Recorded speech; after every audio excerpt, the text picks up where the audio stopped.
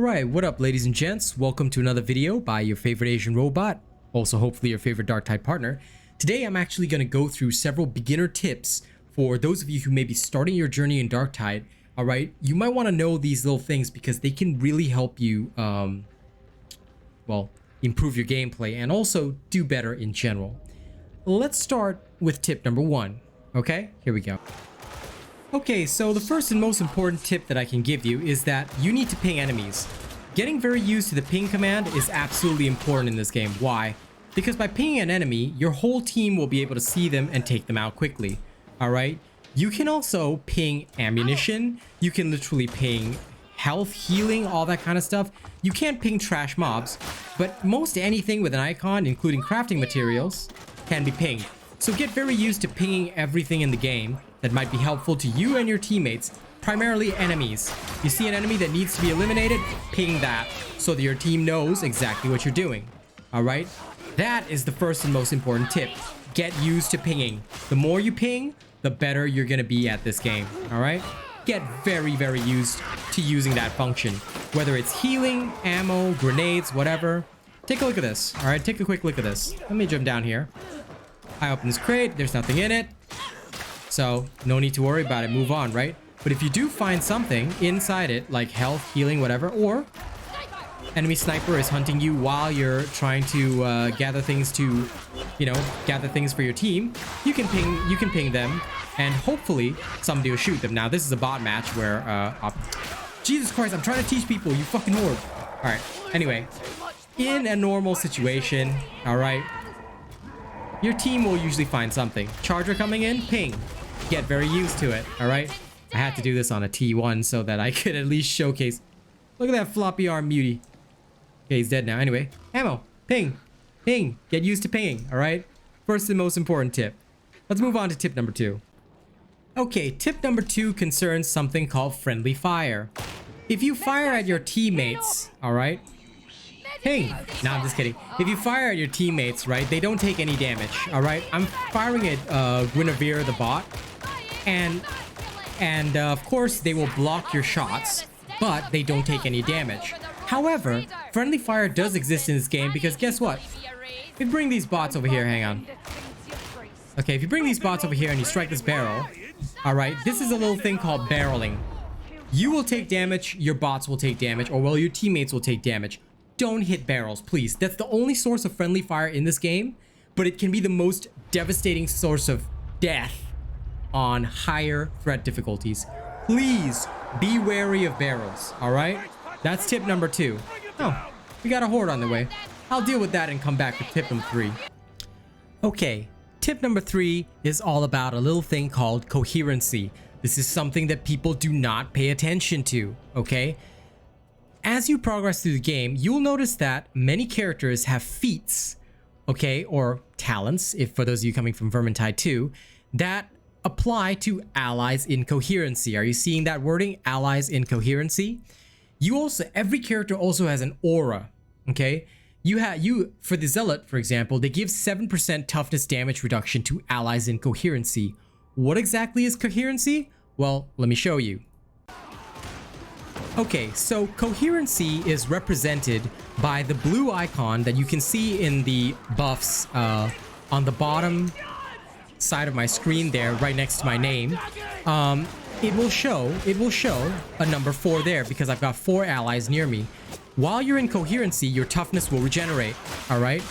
I still have 4 allies in coherency. Do you see my toughness regenerating? It's not just from killing and melee. You'll just notice it slowly going up over time.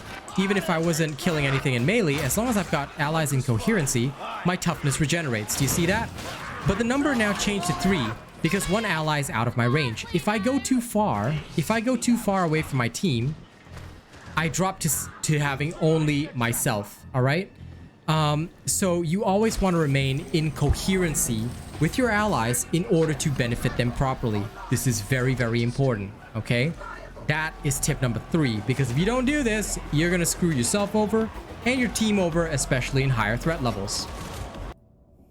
Okay, for tip number 4, alright, I'm going to have to use some footage from a different video to show you guys this, but here's a very important tip when it comes to reviving downed allies. if you have your melee weapon out, okay, while reviving downed allies, if your melee weapon is selected, you will automatically block attacks that are coming towards you based on the amount of stamina or other feats that you have. This is why for the Deflector Psyker, although, you know, if you're not playing Psyker, it still applies, all right? It applies to all characters. Watch what happens when I try to revive this character right here with my melee weapon out. All right, even in a horde-based situation, all right, if I'm reviving this guy, did you see that gray block that happened? All right, 2 of them are down. This gray block that is happening while I'm reviving, I'm actually able to block attacks, all right? Which is really, really helpful when your team is in a serious situation, all right? It might have been a bit difficult to catch that, but that's basically what it is. If you apply your ability to, if you have your melee weapon out, all right, while reviving an ally, you will automatically block attacks. Now, of course, it will still consume stamina, so just be very aware of that, because that can be really helpful and make the difference between successfully reviving your ally or getting interrupted halfway. A lot of people still revive while their gun is out, while their grenade is out. Try not to do that. Equip your melee weapon and pick the other person up, because any random attacks that might hit you will be automatically blocked until your stamina is consumed. All right, remember that. That's a really important tip number 4. Okay, for tip number 5, I had to come over to my Psyker just to finish this, but I want you to check this out. Different models, and this is a very important tip number 5. In this game, you have to pay attention to the model number of any weapon. This is an Akatran Recon lasgun. This is a Mark II model. But did you know that there's also a Mark 6 model? All right, hang on, it's down here.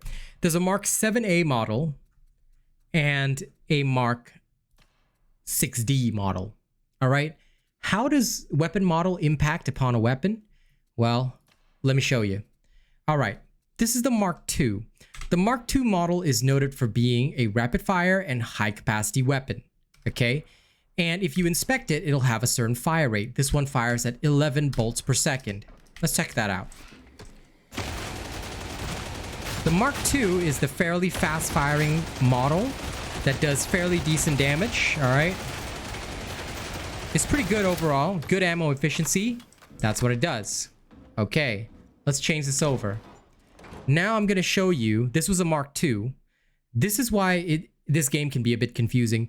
Even though it has the same name, the model number actually matters. This is a Model 6.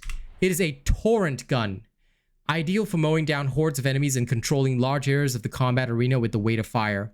All right. How does torrent fire look? Well, let me show you. Torrent fire not only sounds different, but it's even faster than the rapid fire. See that? You're gonna run out of ammo faster and it deals less damage, but man, is it good. All right, let's take a look at that. Compared to the Mark II hits for 50 damage per shot, whereas the Mark VI hits less. All right, now this is also due to the damage modifier. The Mark VI hits less, but it has a rate of fire of 16.67 per second. Now, let's take a look at the Mark VII.